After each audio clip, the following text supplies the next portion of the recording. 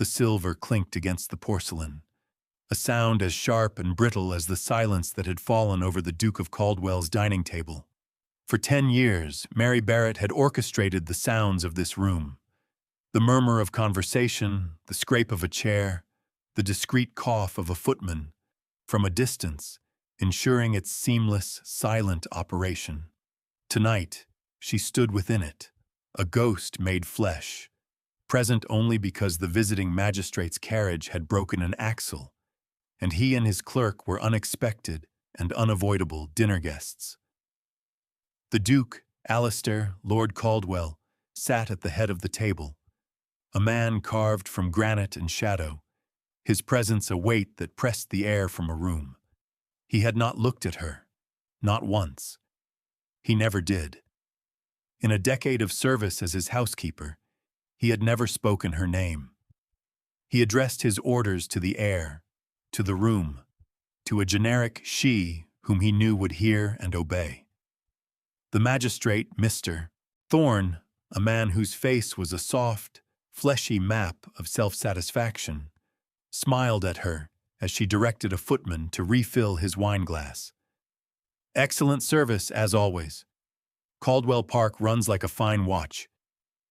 He then turned his smile, a thing of practiced charm, upon the Duke.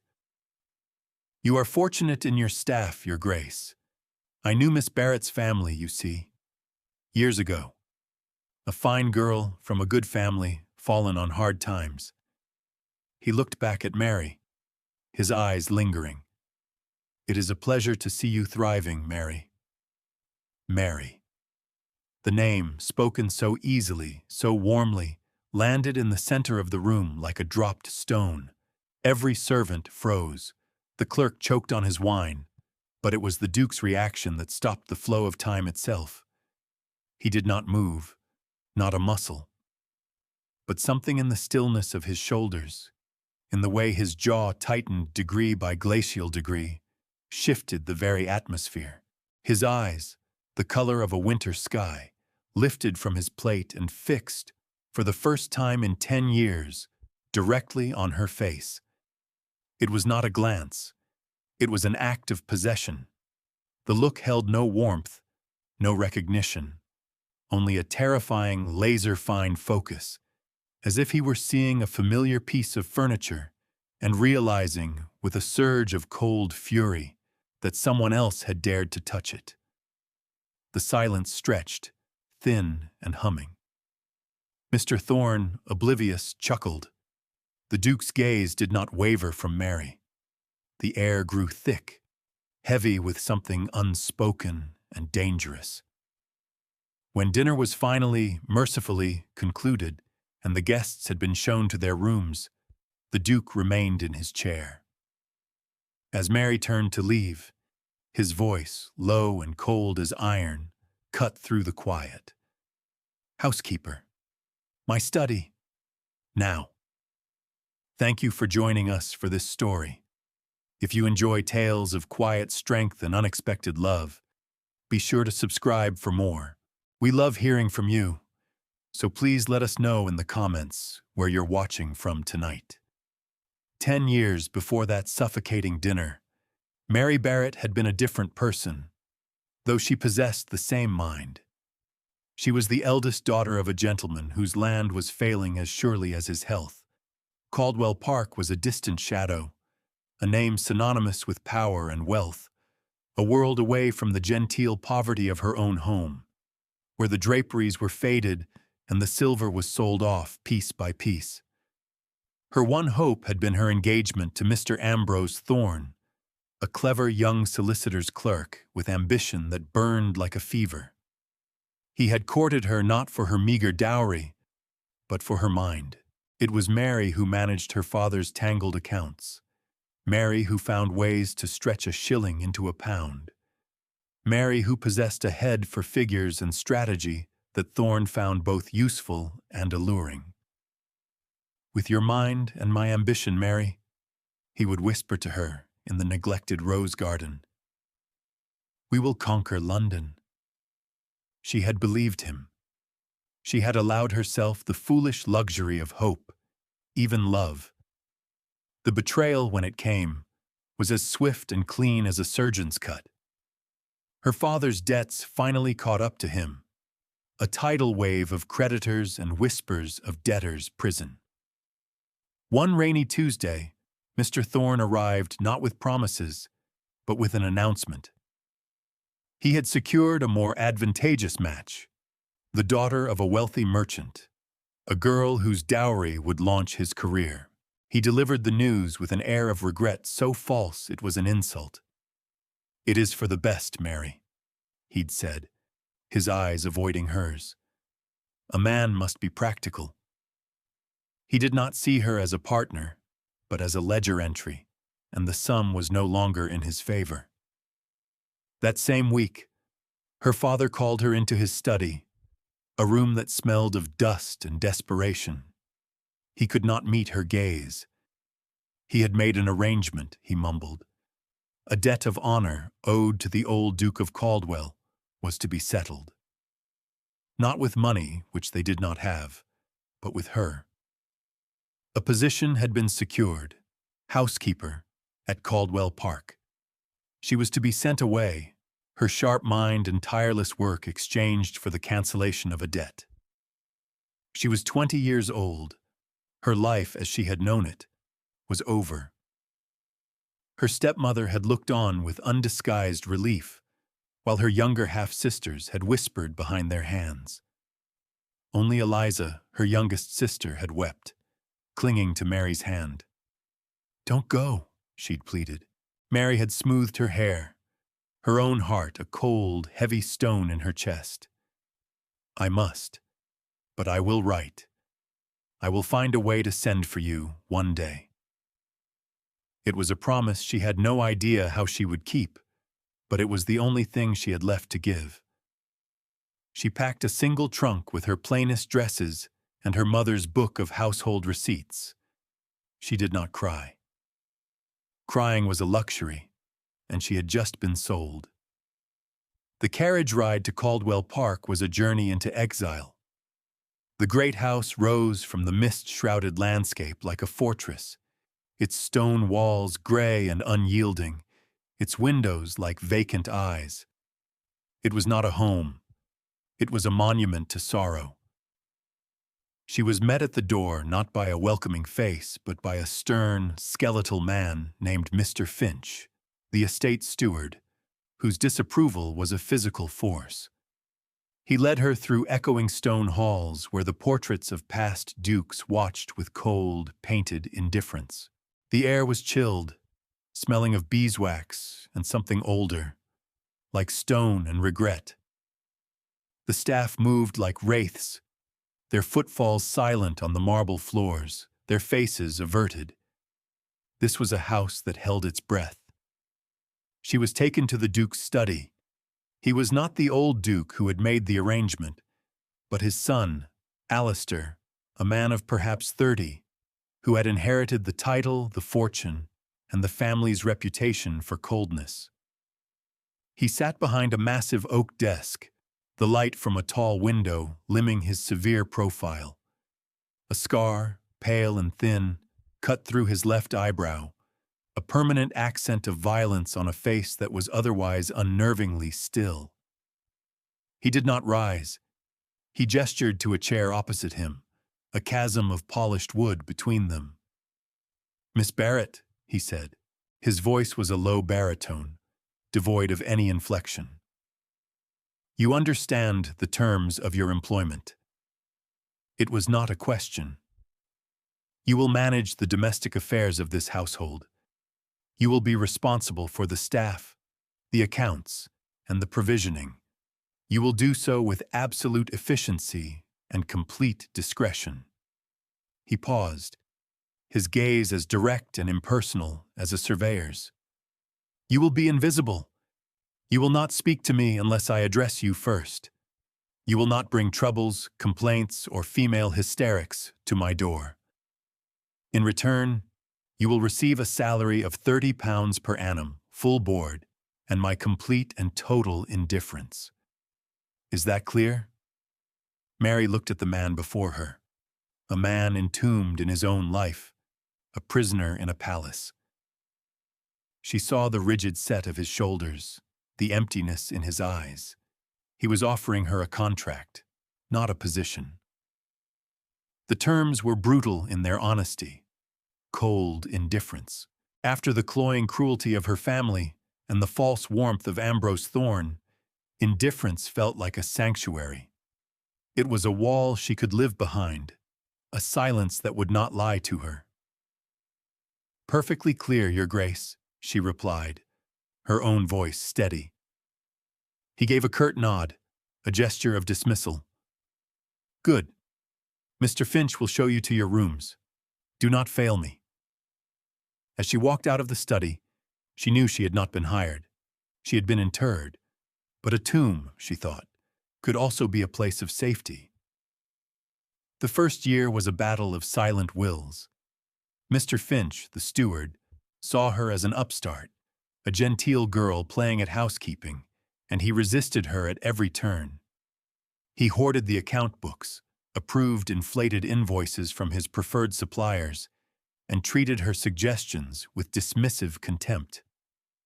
The staff, accustomed to his lax and corrupt rule, were suspicious and resentful.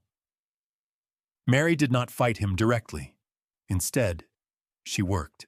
She rose before dawn and went to bed long after the last embers had died in the hearths. She started her own ledger, a shadow account book where she meticulously documented the household's true expenses. She walked the grounds, learning the estate's rhythms. She spoke with the junior maids, the kitchen scullions, the stable hands, learning who was honest, who was lazy, who could be trusted. She discovered that the butcher was overcharging by a third, that the linen deliveries were consistently short, and that Mr. Finch was selling off estate timber for his own profit. She did not present this information as an accusation. She presented it as a solution. In her second month, she went to the Duke's study unsummoned. She knocked once and entered, placing her shadow ledger on his desk beside Mr. Finch's official one. She said only, "Your Grace, I can save you £200 a year on household provisions, and another 300 on firewood and repairs." She pointed to the discrepancies, her explanations crisp and factual. The Duke listened, his expression unreadable.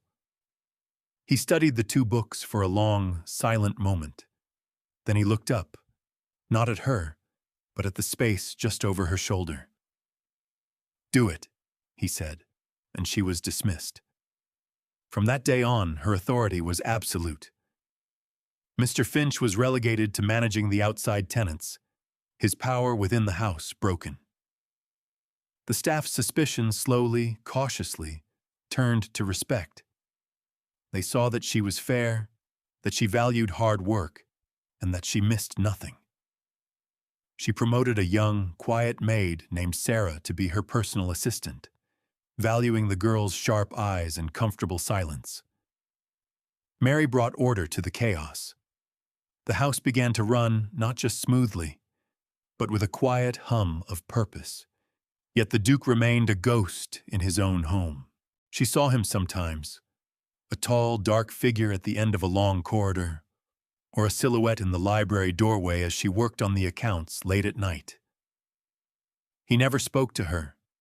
He simply watched, his stillness a palpable presence before melting back into the shadows.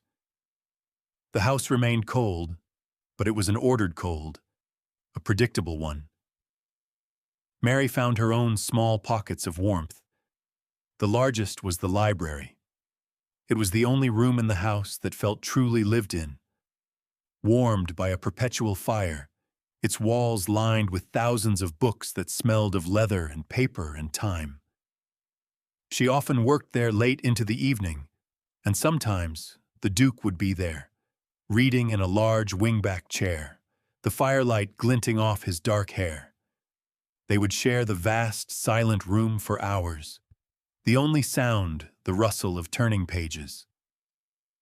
They never spoke, but in the shared silence, surrounded by the quiet company of books, Mary felt a strange, almost imperceptible sense of peace. And then there was the garden. Beyond the formal manicured lawns lay a walled garden, long neglected, its gate rusted shut. It had belonged to the Duke's mother. Mary found the key in a dusty desk drawer. Inside, the garden was a beautiful ruin, overrun with weeds, but the skeletons of its former glory were still visible.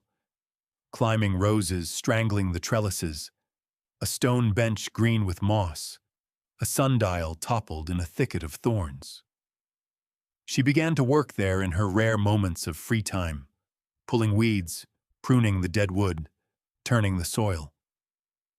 It was hard, solitary work, and she loved it. Slowly, painstakingly, she began to bring the small, forgotten corner of the estate back to life. Years passed in this quiet, ordered rhythm. 5 years became 7, then 10. Mary's life was circumscribed by the stone walls of Caldwell Park, her days a litany of menus, inventories, and ledgers. She had kept her promise to Eliza, sending a small portion of her salary each month, tucked into letters filled with carefully cheerful descriptions of country life. She learned that Eliza had married a kind country doctor, a love match, and Mary felt a distant, bittersweet happiness for her. Her own heart had been locked away, like the disused wing of the great house. She was respected, she was secure, but she was profoundly alone. The Duke remained a constant, silent presence. The late nights in the library became a ritual. Sometimes she would look up from her books to find him watching her, his expression shadowed and intense, but he would always look away the moment their eyes met. He seemed to be a man living behind a wall of glass, able to see the world but never touch it. Mary respected his isolation, for it mirrored her own. She believed she understood him, a man broken by a past betrayal, a faithless first wife who had run off with a penniless artist, the scandal echoing for years, who had chosen to excise emotion from his life as a surgeon might remove a diseased limb. One autumn, a section of roof in the West Wing was damaged in a storm. The wing had been closed since the death of the old Duke, and Mary was tasked with overseeing the repairs. This meant cataloging its contents for storage. The wing was a time capsule, draped in white dust cloths and smelling of decay. In the old Duke's private study, a room untouched for 15 years, she found a series of locked filing cabinets. The key, as with the garden, was in a desk drawer, labeled Estate Correspondence. Inside, among deeds and tenant agreements, was a slim, leather-bound folder marked Barrett. Her breath caught. With trembling fingers, she opened it. It did not contain a record of a debt. It contained letters. The first was from her father, a desperate, fawning plea to the old Duke, his distant cousin, begging for a loan to save him from ruin. The second was the Duke's reply, a cool but not unkind refusal of a loan. But there was a third letter, written a week later. It was in the old Duke's hand, addressed to the current Duke, Alistair, who had been traveling on the continent at the time. Alistair, it read, I have learned of the precarious situation of our cousin Barrett. The man is a fool and a wastrel, and I will not throw good money after bad. However, he has a daughter, a girl of 20, with a mind as sharp as a banker's. Her father, in his desperation, intends to marry her off to a wretched moneylender, or worse, use her to settle his debts. I cannot abide it. I have therefore created a position for her here. Housekeeper. It will give her a roof, a wage, and protection from her father's folly. When you return, you will honor this arrangement. It is not charity. It is a duty. We protect our own, even the foolish branches of the family. See to it that she is safe. Mary sank into the dusty chair, the letter shaking in her hand. A decade. For a decade, she had believed she was a payment on a debt, a piece of property sold to cover her father's shame. She had worn that humiliation like a hair shirt, a constant private reminder of her worthlessness. But it had all been a lie. This was not a transaction. It was a rescue. A cold, unsentimental, but undeniable rescue. And Alistair, the silent, remote Duke, had known. He had known for 10 years and had never said a word. He had let her believe the worst. The revelation did not feel like a relief. It felt like a second, deeper betrayal. His indifference, which she had mistaken for a form of honesty, was now revealed as something else entirely. A carefully constructed wall, not just around his heart, but around her life. Why? Why had he kept this from her? The question burned in her mind, a hot, angry coal. The foundation of her life at Caldwell, the cold, hard ground of the contract she had accepted, had just crumbled into dust beneath her feet. The arrival of Mr. Thorne 2 months later felt like a cruel trick of fate. A ghost from a past she had just discovered was a fiction. He was visiting the neighboring estate on a legal matter, and hearing of the Duke of Caldwell's reclusive nature, had likely used his old, tenuous connection to Mary as a key to unlock the gates of the great house. Seeing him at the Duke's table, confident and prosperous, stirred nothing in her heart but a faint, clinical disgust. He was a man who had traded her for advancement, and his presence was an unwelcome reminder of a vulnerability she had long since buried. But it was the Duke's reaction to Thorne's casual use of her name that truly unsettled her. The raw, possessive fury in his eyes was a terrifying departure from a decade of calculated indifference. It was the look of a man seeing his most private possession being handled by a stranger. After he summoned her to the study, she walked through the silent halls, the old Duke's letter feeling like a physical weight in her pocket. She was no longer the frightened girl of 20. She was a woman of 30, the undisputed mistress of this domain, and she would not be cowed. She entered the study without knocking. He was standing by the fireplace, one hand braced on the mantel, his back to her. The fire cast flickering shadows across the room, making the space feel both intimate and menacing. "What is he to you?" the Duke asked, his voice dangerously quiet. "Mr. Thorne," Mary said, her own voice cool and even. "He was my fiancé 10 years ago. He broke our engagement a week before my father sent me here."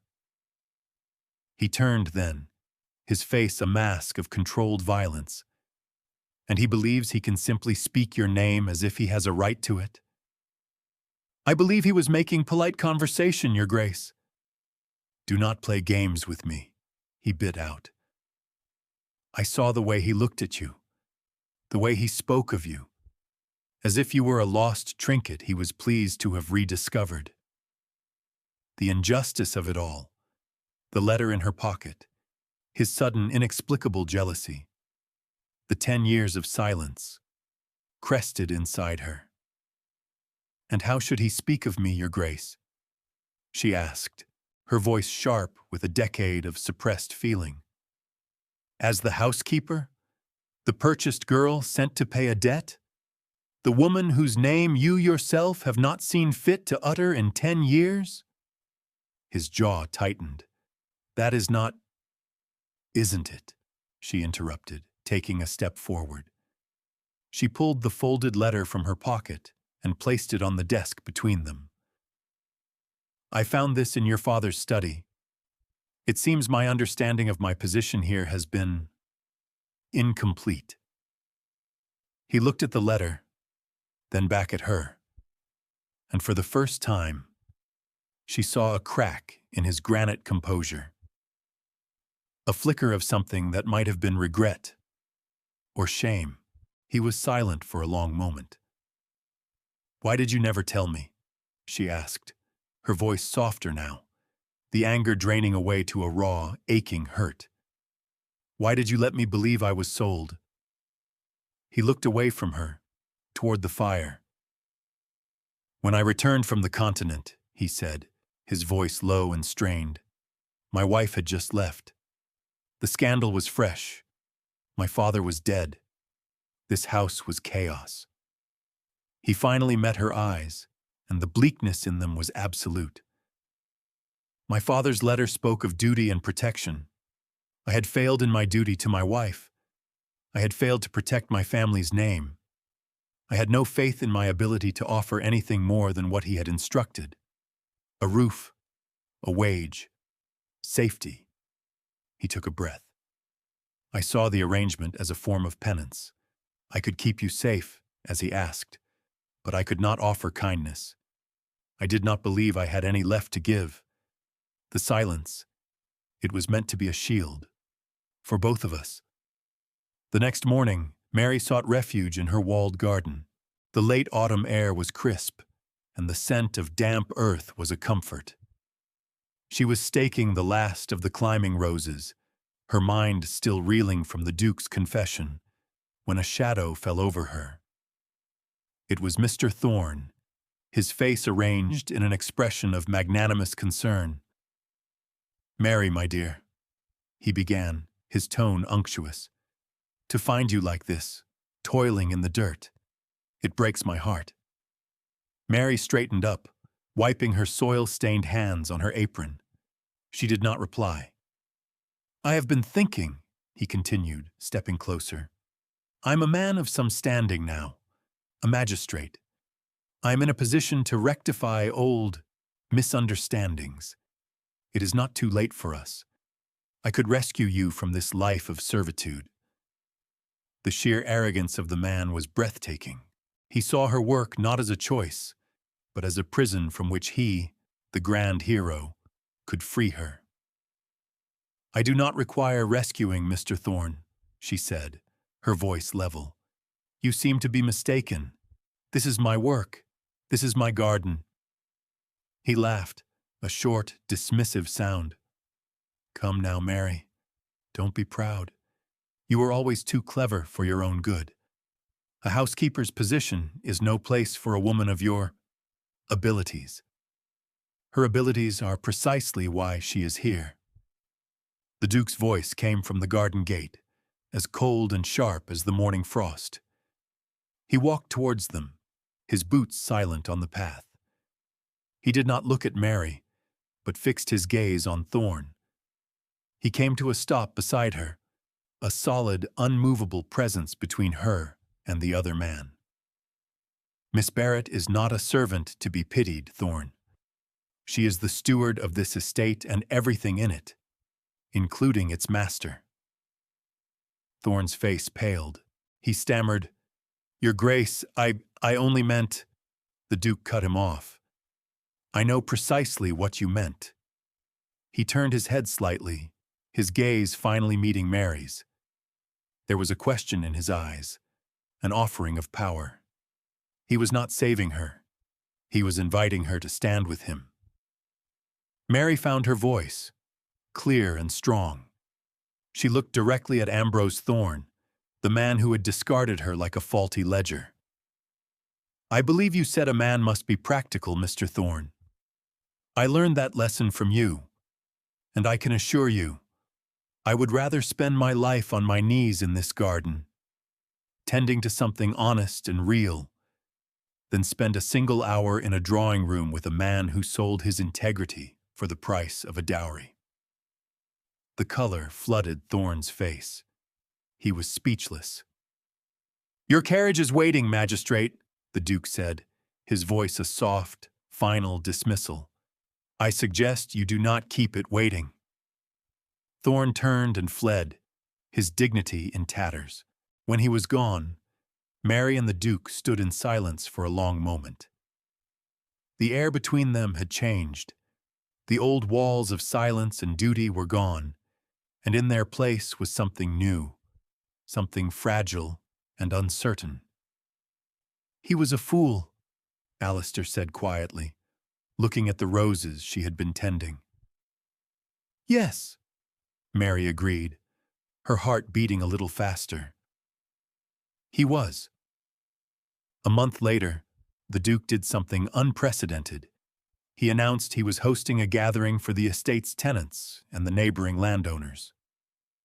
The official reason was to announce a series of agricultural reforms and new, more favorable leasing terms. The entire plan, from the crop rotation schedules to the revised rent calculations, had been designed by Mary over the past year. It was her work, her strategy. Unofficially, Mary knew it was something more. It was a statement. The great hall of Caldwell Park, usually shuttered and silent, was filled with people for the first time in over a decade.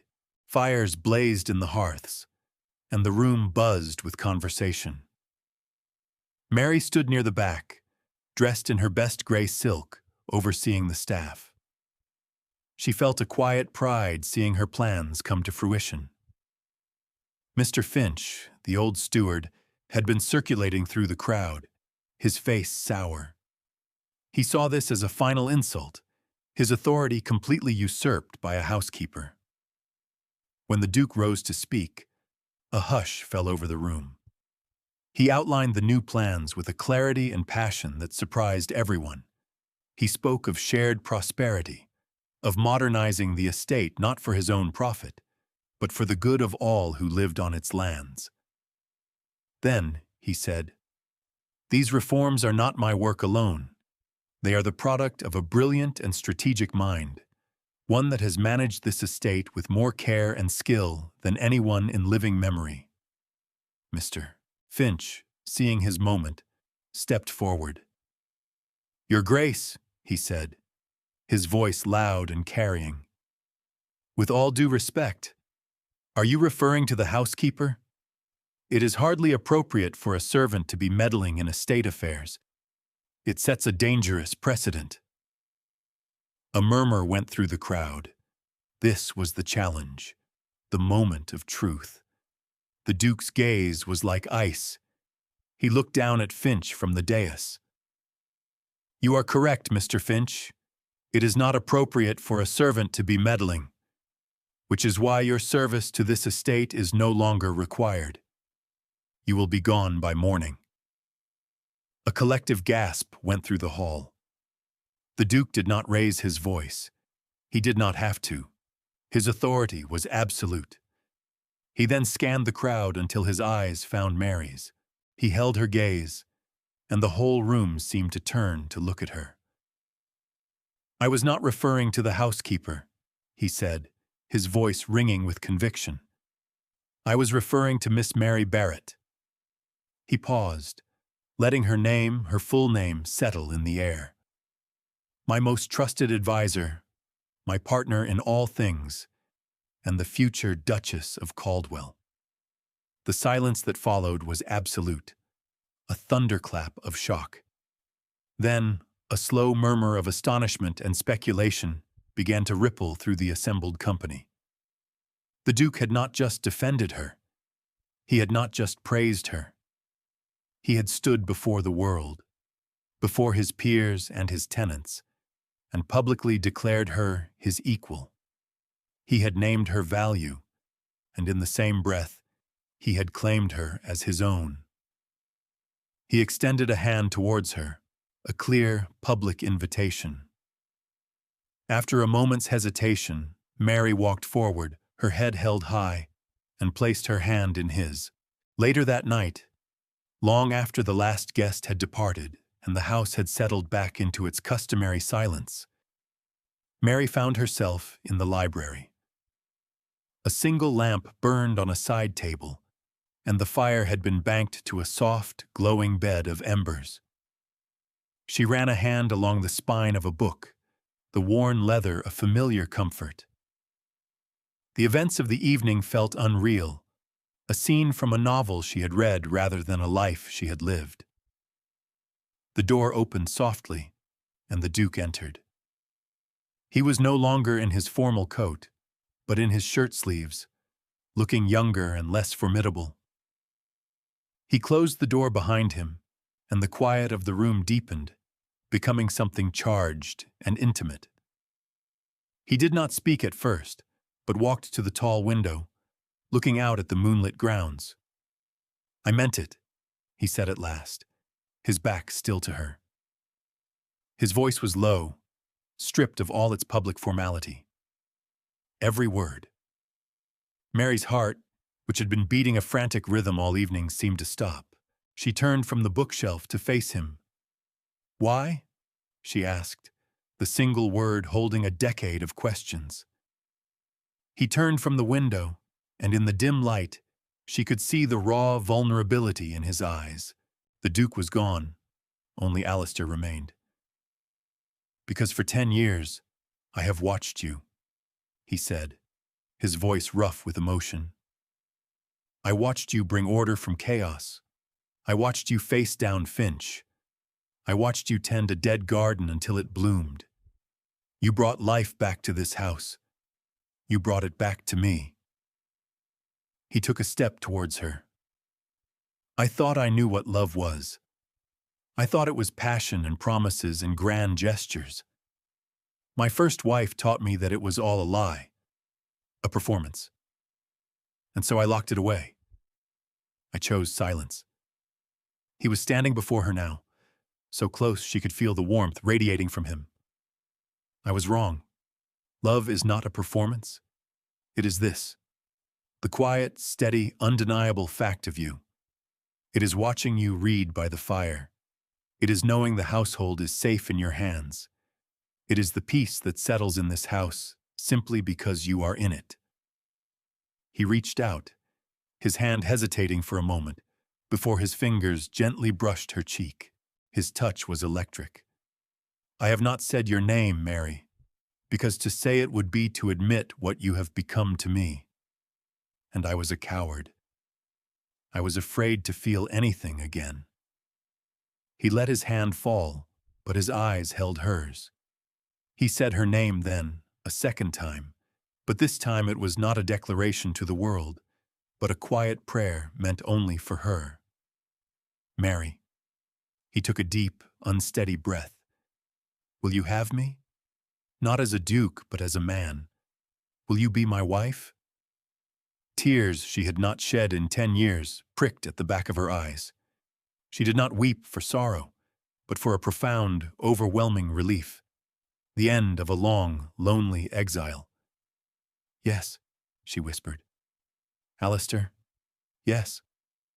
He closed the small distance between them and took her hand, his fingers lacing through hers, a silent, binding promise in the warm, quiet library. A year later, on a bright morning in late spring, the Duchess of Caldwell stood in her walled garden. It was no longer a ruin. It was a riot of color and life.